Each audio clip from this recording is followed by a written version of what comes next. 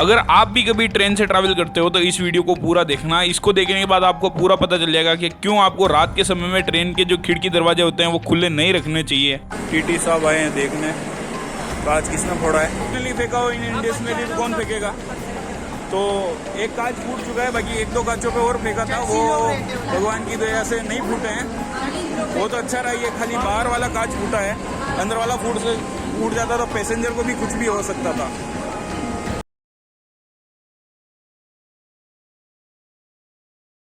मेरी ट्रेन का टाइम 5 बजे का होता है और घड़ी में 4:55 होने के बावजूद भी अभी तक मैं रेलवे स्टेशन पे नहीं पहुंच पाया हूं, केवल इस आदमी की वजह से। तो क्या मैं फिक्स 5 बजे अपनी इस ट्रेन को बोर्ड कर पाऊंगा? आइए देखते हैं। तो लगभग 3:30 बजे के आसपास अपना सारा सामान पैक करके मैं निकल जाता हूँ रेलवे स्टेशन के लिए, पर तभी हम फिर से फंस जाते हैं ट्रैफिक जाम के अंदर। और अब टाइम बड़ी तेजी से निकला जा रहा था और अब लगभग 4:30 हो जाने के बावजूद भी मैं अब तक रेलवे स्टेशन के आसपास तक नहीं था। तो फिर मेरे दिमाग में आता है कि मैं ट्रेन बोर्ड करने के लिए मेट्रो से भी तो जा सकता हूँ। फिर मैं रेलवे स्टेशन के नियरेस्ट मेट्रो स्टेशन का पता लगाता हूँ और पहुंच जाता हूँ राष्ट्रीय विद्यालय मेट्रो स्टेशन, और यहाँ से सीधा मेट्रो बोर्ड करता हूँ यशवंतपुर रेलवे स्टेशन के लिए, क्योंकि बेंगलोर सिटी स्टेशन से 5 बजे निकलने के बाद ट्रेन सीधा यहाँ आने वाली है। बेंगलोर से ट्रेन को निकले अभी 2 घंटे भी नहीं हुए थे कि हमारे को पैसेंजर की ट्रेन के स्टाफ से ही लड़ाई हो जाती है। तो जैसा कि आपको पता है, मेट्रो लेके ट्रेन के ठीक 15 मिनट पहले रेलवे स्टेशन पहुंचा ही होता हूँ कि कुछ ही देर में हमारी ट्रेन भी आ जाती है और जल्दी जल्दी मैं ट्रेन पकड़ के अपनी सीट पर जाकर बैठ जाता हूँ। थोड़ी देर में हमारी ट्रेन भी चल पड़ती है और ट्रेन चले अभी थोड़ी ही देर हुई होती है कि हमारे को पैसेंजर की केवल एक हैंकी को लेकर ट्रेन की स्टाफ से हो जाती है लड़ाई। अब पैसेंजर ने तो केवल स्टाफ से एक ही बार हैंकी मांगा होता है, पर बस इतनी छोटी सी बात पर हो जाती है एक बहुत बड़ी लड़ाई। पहले 1, फिर 2, फिर 3 करते करते ये नौबत आ जाती है कि ट्रेन के सुपरवाइजर तक को भी इस मैटर के अंदर आना पड़ जाता है। आप बता दो। अब ट्रेन में हुई लड़ाई तो जैसे तैसे सुपरवाइजर के आने के बाद खत्म हो जाती है कि थोड़ी ही देर में हमारा खाना भी आ जाता है। अब खाना खाने के बाद जैसे ही मैं अपनी ट्रेन की कोच से बाहर आता हूँ तो मुझे क्या दिखाई देता है, यहाँ तो वही अंकल बैठे हुए हैं जिनकी अभी थोड़ी देर पहले हमारे को पैसेंजर से लड़ाई हुई थी। और जब इनसे बात करता हूँ तो पता चलता है कि इनकी एज लगभग 55 साल है और केवल 8,000 की सैलरी के लिए ये पूरा महीना यहाँ काम करते हैं। तो दरअसल पैसेंजर इनसे एक हैंकी मांग रहा था, थोड़ा लेट हुआ पर इन्होंने उसे एक हैंकी ला कर दिया। और वो कहते हैं ना, कुछ लोगों की तो आदत ही होती है या फिर उनको बड़ा मजा आता है किसी गरीब के साथ लड़ाई करने में। लेट होने से पैसेंजर इतना ज्यादा गुस्सा हो जाता है कि पूरी कोच को हैंकीज देने की डिमांड करने लगता है, पर क्योंकि सुपरवाइजर ही इन सभी को हैंकी देने से मना करते हैं तो ये खुद भी क्या कर सकते हैं। कारण कि जब कोई भी पैसेंजर ट्रेन की किट में से एक भी चीज लेकर इधर उधर चला जाता है तो उसका फाइन इन्हीं की सैलरी में से कट होता है। 7-8 हजार की सैलरी में से अगर फाइन भी कट कर लिया जाएगा तो इन बेचारों के पास क्या ही बचेगा। ज्यादा तो नहीं, पर एक ही रिक्वेस्ट करता हूँ, ट्रेन में आपका इतना ख्याल रखने के लिए थोड़ी तो रिस्पेक्ट डिजर्व करते हैं ना, क्योंकि ये रेलवे के कर्मचारी हैं, नौकर नहीं।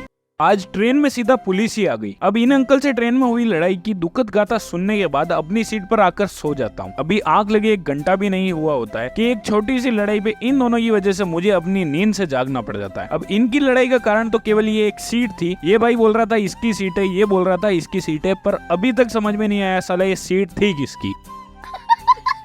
फिर जैसे तैसे इनकी लड़ाई तो शांत करा के मैं सो जाता हूँ, पर सुबह जब उठता हूँ तो देखता हूँ कि हमारी ट्रेन किसी स्टेशन के बीच में रुकी हुई है। उसके बाद ट्रेन चल पड़ती है और कुछ ही देर में ट्रेन पहुंच जाती है बेलगाम स्टेशन, जहाँ उतरकर चाय पीने के बाद मैं वापस ट्रेन में चढ़ जाता हूँ, क्योंकि स्टेशन पर खाने के लिए कुछ भी अच्छा नहीं मिल रहा होता है। इसीलिए फिर बिना रुके सीधा चला जाता हूँ ट्रेन की पेंट्री में, जहाँ मुझे कुछ अच्छा खाने को मिल जाता है। अब पेंट्री से गर्मा गर्म खाना खाने के बाद जैसे ही वापस अपने कोच में आता हूँ तो देखता हूँ कि यहाँ तो काफी सारे पुलिस वाले आ रखे हैं। अब इसका कारण भी वही को पैसेंजर होता है जो कि रात को सीट के लिए लड़ाई कर रहा होता है, पर इस बार वजह कोई और थी और वो वजह बताऊंगा मैं आपको नेक्स्ट व्लॉग में। ट्रेन ट्रिप के दूसरे ही दिन आखिरकार हमारे ट्रेन की कोच में इतने सारे पुलिस वाले क्यों आ गए? तो दरअसल हमारे इस को पैसेंजर ने हम सबको कल रात से इतना परेशान कर रखा है और आज तो इसने हद ही कर दी। दारू पीने के बाद इतनी ओवर एक्टिंग करने लगा कि इससे सभी लोग परेशान हो गए और ना जाने किसने इसकी कंप्लेन कर दी। और कंप्लेन करने के तुरंत ही बाद अगले स्टेशन पर पुलिस इसको पकड़ने के लिए आ जाती है और नशे में बेटा ये युवक पुलिस वाले को बोलता है, who the fuck are you? बकचोदी मत कर लौड़े। मार खाने के बाद इसका नशा तो पूरा उतर गया और ये चुपचाप सो गया। अब इसको सुलाने के बाद पुलिस वाले तो चले जाते हैं और ट्रेन भी चल पड़ती है। फिर हम पीते हैं ये गर्म पानी, अरे मेरा मतलब है चाय, और उसी के साथ हमारी ये ट्रेन इसकी दोस्त को बाय बोलकर पहुंच जाती है सतारा।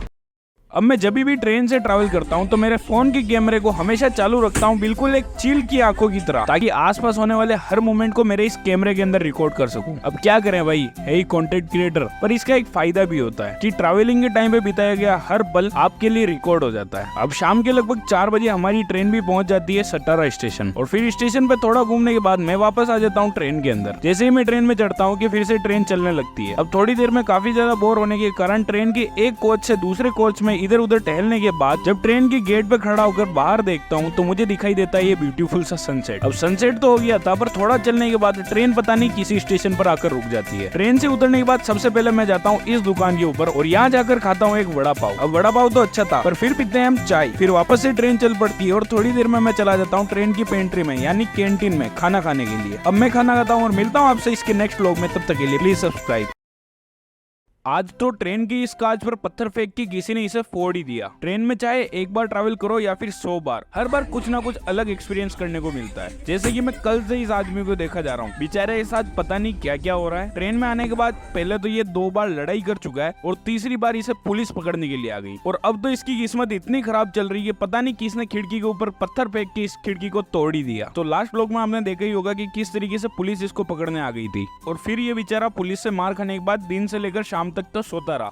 पर शाम को आया एक पत्थर जिसने इसकी बिल्कुल वाट लगा दी, और एक सुनसान इलाके से जब हमारी ट्रेन गुजर रही होती है तो पता नहीं किसने इस कांच के ऊपर पत्थर फेंक के इसको फोड़ डाला। और फिर क्या था, अगले स्टेशन पर हम भी उतर जाते हैं इस टूटे हुए कांच का जायजा लेने के लिए। बाकी मैं ये सोच रहा हूँ कि अभी तो आधा सफर ही हुआ है, अब ना जाने इस बेचारे के साथ आगे और क्या क्या होने वाला है। जब हम ट्रेन की इस टूटे हुए कांच को देख रहे होते हैं कि तभी ये आ जाते हैं, टीटी साहब आए हैं देखने।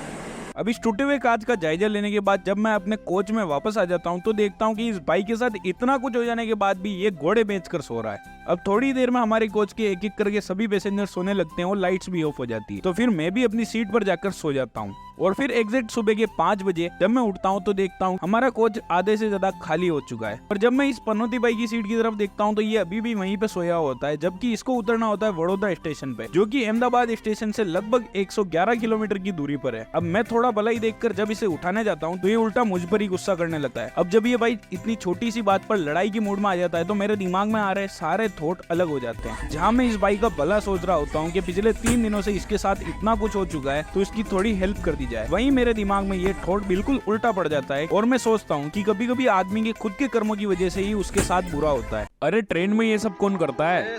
सुबह जब इस बाइक को उठाने की कोशिश करता हूँ तो ये लड़ाई करने पे आ जाता है, तो फिर इसे वहीं छोड़कर लगभग 6 बजे उतर जाता हूँ अहमदाबाद स्टेशन पर, क्योंकि अब मेरी आगे की ट्रेन है 6:30 बजे एक दूसरे स्टेशन से, जो कि अहमदाबाद स्टेशन से कुछ दूरी पर है। अब मेरे पास सिर्फ 30 मिनट होते हैं अपनी दूसरी ट्रेन पकड़ने के लिए, जो कि मुझे अहमदाबाद से उदयपुर छोड़ने वाली है। अब जैसे तैसे 6:25 तक स्टेशन पर पहुंच जाता हूँ और तुरंत ही अपनी सीट पर जाकर बैठ जाता हूँ। फिर लगभग 5 मिनट के बाद हमारी ट्रेन चल पड़ती है और फिर ट्रेन में ही इन पोहे वाले से पोहे लेने के बाद नाश्ता भी कर लेता हूँ। अब नाश्ता करने के बाद बाहर ये खूबसूरत नजारे देखने लगता हूँ कि ठीक 5 घंटे के सफर के बाद हमारी ट्रेन पहुंच जाती है उदयपुर, और इसी के साथ हमारी ये 3 दिन की ट्रेन जर्नी खत्म हो जाती है। अब आगे मुझे जाना है उदयपुर से चित्तौड़गढ़, तो वो देखना आप नेक्स्ट व्लॉग में, तो प्लीज सब्सक्राइब।